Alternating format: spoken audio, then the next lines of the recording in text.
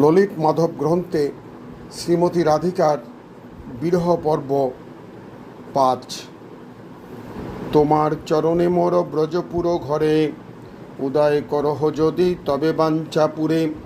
সেই ভাব সেই কৃষ্ণ সেই বৃন্দাবন, যবে পাই তবে হয় বাঞ্ছিত পুরাণ। শ্রীকৃষ্ণ কহিলেন, তদাস্তু। শ্রী রাধা জিজ্ঞাসা করিলেন, কিরূপে তাহা এখন সম্ভব হইবে? শ্রীকৃষ্ণ আর কোনো উত্তর না দিয়া দক্ষিণ দিকে চাহিয়া রইলেন, যেন কাহারও অপেক্ষা করিতেছেন। ঠিক সেই সময় গর্গমণি, সুতা গার্গী ও যশোদা গর্ভসম্ভূতা বৃন্দাবাসিনী একনাংশা অর্থাৎ যোগমায়া দেবী আসিয়া উপস্থিত হইলেন। যোগমায়া দেবী কহিলেন, সখী রাধে, মাত্র সংশয়ং বৃদ্ধা যত ভবত্যহ শ্রীমদ গোকুলে তত্রৈব বর্তন্তে। সখী রাধে, সংশয় করিও না, তোমরা সকলেই এই গোকুলেই বিরাজ করিতেছ।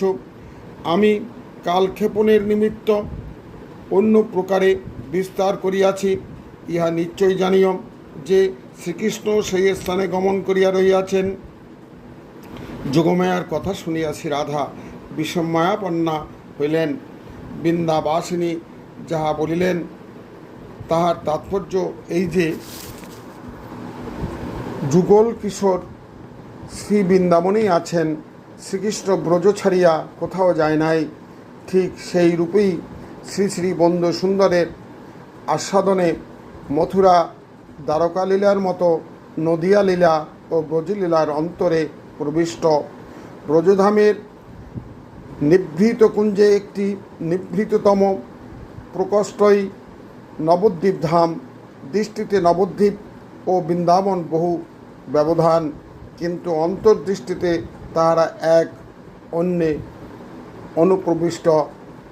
লীলার সঙ্গে আস্বাদক ভক্তরা দোলে ব্রজ নদিয়ার মধ্যে ডুবে ও ভাসে ও খেলে।